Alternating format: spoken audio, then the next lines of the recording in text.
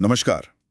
आज हम केमिस्ट्री के 3 important functional groups alcohols, phenols और ईथर्स पर थोड़े गहराई से बात करेंगे।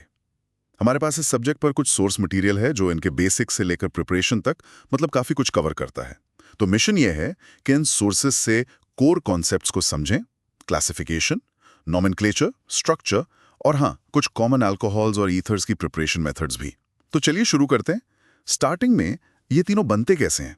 सोर्सेज बताते हैं कि हाइड्रोकार्बन्स के डेरिवेटिव्स हैं। एग्जैक्टली बिल्कुल सही। जब किसी एलिफैटिक हाइड्रोकार्बन से मतलब ओपन चेन वाले से हाइड्रोजन एटम को OH ग्रुप रिप्लेस करता है तो अल्कोहल बनता है। और अगर यही OH group directly aromatic ring जैसे बेंजीन रिंग से जुड़े कार्बन से हाइड्रोजन रिप्लेस करे तो वो फिनॉल कहलाता है। और ईथर्स, उनमें ऑक्सीजन एटम 2 एल्काइल या अराइल ग्रुप से जुड़ा होता है। जनरल फॉर्मूला ROR- जैसा कुछ। ओके, तो ये है बेसिक डिफरेंस।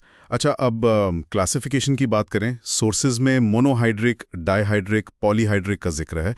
ये तो नंबर के बेस्ड पर है, राइट? हाँ बिल्कुल। ये सिंपली OH ग्रुप्स की संख्या पर बेस्ड है। 1 के लिए मोनो, 2 के लिए डाई और अगर 3 या ज्यादा है तो पॉलीहाइड्रिक। पर एक और जरूरी क्लासिफिकेशन है, वो बेस्ड है उस कार्बन एटम की हाइब्रिडाइजेशन पर जिससे OH ग्रुप जुड़ा है। अच्छा, वो कैसे? अगर OH group sp3 hybridised carbon से जुड़ा है तो वो alcohols primary 1 degree, secondary 2 degree या टर्शरी 3 डिग्री हो सकते हैं।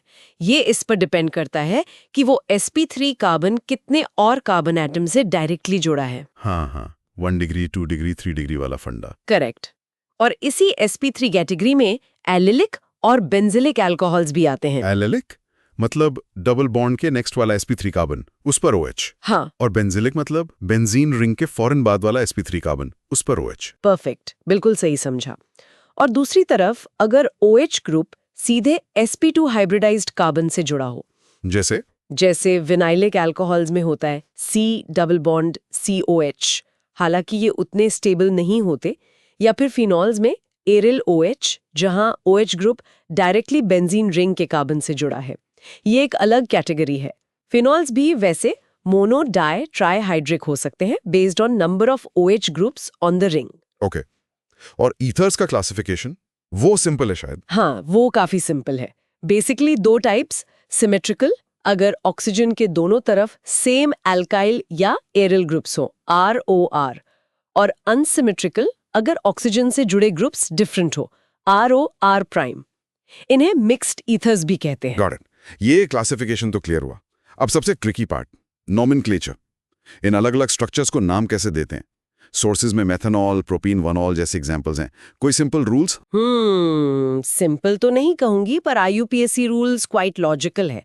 एक बार समझ आ जाएं तो अल्कोहल्स के लिए सबसे पहले लॉन्गेस्ट कार्बन चेन चुनिए जिसमें OH ग्रुप लगा हो। Okay, longest chain rule. हाँ, फिर नंबरिंग उस एंड से शुरू करनी है जहां से OH ग्रुप को लोएस्ट नंबर मिले। ठीक है, लोएस्ट नंबर रूल। फिर पेरेंट एल्केन के नाम का फाइनल E हटाकर सफिक्स ऑल लगा देना है, जैसे प्रोपेन से प्रोपेनॉल। और OH की पोजीशन बतानी होगी नंबर से, जैसे प्रोपेन 1 ऑल या प्रोपेन 2 ऑल। अच्छा, और अगर एक से ज्यादा OH ग्रुप हो तो पॉलीहाइड्रिक वाले? Good question. पॉलीहाइड्रिक अल्कोहल्स में एल्केन का पूरा नाम फाइनल E के साथ रखते हैं और फिर डायॉल, ट्रायॉल जैसा सफिक्स लगाते हुए OH ग्रुप्स की पोजीशंस बताते हुए, जैसे प्रोपेन 1,2 डायॉल। ओके, ई रहता है पॉलीहाइड्रिक में। और ईथर्स के लिए एनेसॉल जैसे कॉमन नेम्स भी तो हैं। हाँ, कॉमन नेम्स तो है, पर IUPAC सिस्टम में ईथर्स को एल्कोक्सी एल्केन्स मानते हैं। एल्कोक्सी एल्केन्स, वो कैसे? से ऑक्सीजन के साथ मिलाकर एल्कोक्सी पार्ट मानते हैं, और जो बड़ा ग्रुप है उसे पेरेंट एल्केन मानते हैं। अच्छा, एग्जाम्पल? जैसे CH3OCH2CH3, इसमें छोटा ग्रुप मिथाइल CH3 है तो वो बना मिथॉक्सी। बड़ा ग्रुप ईथेन CH2CH3 है तो नाम हुआ methoxy ethane. Okay, methoxy ethane, समझ गया। सोर्सेज की टेबल 7.1 और 7.2 में और एग्जांपल्स होंगे, राइट? हाँ बिल्कुल, प्रैक्टिस से ही ये चीजें एकदम क्लियर होती है। डेफिनेटली। अब स्ट्रक्चर पर आते हैं। मेथनॉल, फिनॉल, मिथॉक्सी मीथेन के स्ट्रक्चर्स मतलब फिक्स 7.1 में बॉन्ड एंगल्स और बॉन्ड लेंथ्स में कुछ इंटरेस्टिंग वेरिएशंस दिखते हैं। ऐसा क्यों है? What's the story there? हाँ, ये डिटेल्स काफी इंटरेस्टिंग है। अल्कोहल जैसे मिथाइल में COH bond angle tetrahedral angle 109.5 degree से थोड़ा कम होता है। कम क्यों? ऑक्सीजन के पास जो लोन पेयर इलेक्ट्रॉन्स हैं उनके बीच रिपल्शन की वजह से। वो repulsion bond pair lone pair repulsion से ज्यादा होता है तो एंगल थोड़ा दब जाता है। Okay, lone pair repulsion effect. Phenol में क्या खास है? फिनॉल में CO बॉन्ड लेंथ मिथेनॉल के मुकाबले थोड़ी कम होती है। Shorter bond, why? इसके दो मेन रीजंस हैं। पहला, ऑक्सीजन का लोन पेयर बेंजीन रिंग के साथ रेजोनेंस या कॉन्जुगेशन में हिस्सा लेता है। इससे CO बॉन्ड में पार्शियल डबल बॉन्ड कैरेक्टर आ जाता है। डबल बॉन्ड सिंगल बॉन्ड से छोटा होता है। अच्छा, रेजोनेंस। हाँ, और दूसरा रीजन ये है कि फिनॉल में ऑक्सीजन जिस कार्बन से जुड़ा है वो sp2 हाइब्रिडाइज्ड है। sp2 कार्बन का साइज sp3 से छोटा होता है तो वो वैसे भी बॉन्ड छोटा बनाता है। Make sense. रेजोनेंस और हाइब्रिडाइजेशन दोनों का असर है।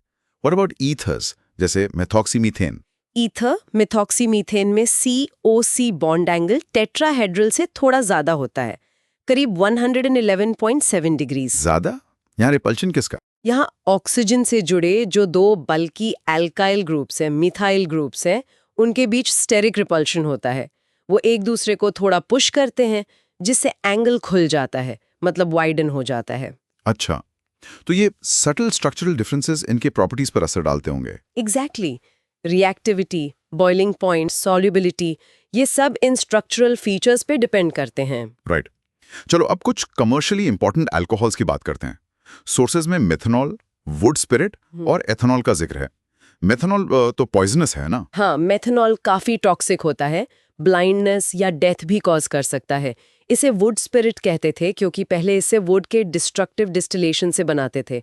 आजकल इसे हाई टेम्परेचर और प्रेशर पर कार्बन मोनोऑक्साइड और हाइड्रोजन के रिएक्शन से बनाते हैं, ZNO Cr2O3 कैटलिस्ट यूज करके। और इसका यूज? मेनली पेंट्स, वार्निशेस में सॉल्वेंट की तरह और फॉर्मल्डिहाइड बनाने में। ओके।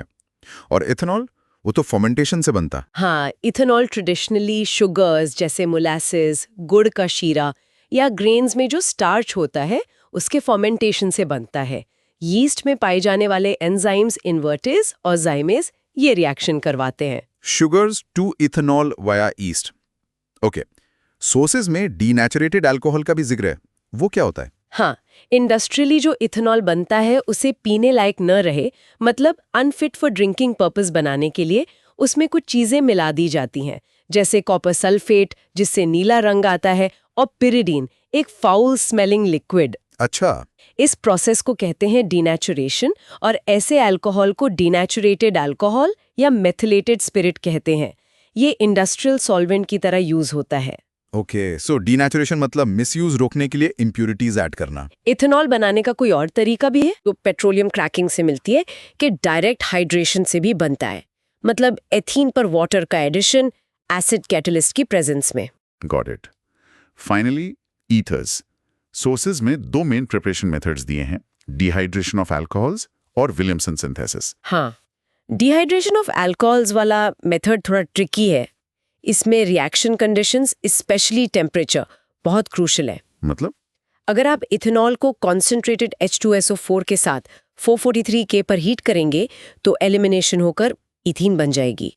लेकिन अगर टेम्परेचर कम रखें, करीब 413 K, और इथेनॉल एक्सेस मिले तो इंटरमॉलिक्यूलर डिहाइड्रेशन होकर डाइथाइल ईथर बनता है। तो टेम्परेचर कंट्रोल इज की। ओके, टेम्परेचर डिसाइड्स अल्कीन और ईथर। विलियमसन सिंथेसिस के बारे में क्या? विलियमसन सिंथेसिस लेबोरेटरी में ईथर बनाने का बहुत इंपॉर्टेंट और वर्सेटाइल मेथड है। इससे सिमेट्रिकल और अनसिमेट्रिकल दोनों तरह के ईथर्स बना सकते हैं। अच्छा, ये काम कैसे करता है? How does it work? इसमें एक सोडियम एल्कोक्साइड लेते हैं जो एक स्ट्रॉन्ग न्यूक्लियोफाइल है और उसका रिएक्शन करवाते हैं एक एल्काइल हैलाइड से। Okay, alkoxide plus alkyl halide. हाँ, ये एक SN2 रिएक्शन है।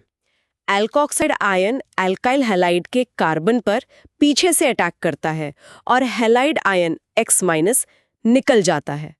रिजल्ट में ROR का ईथर बन जाता है। SN2 mechanism. इसमें कुछ ध्यान रखने वाली बात? हाँ, बहुत इंपॉर्टेंट पॉइंट है। बेस्ट रिजल्ट्स के लिए एल्काइल हैलाइड हमेशा प्राइमरी होना चाहिए।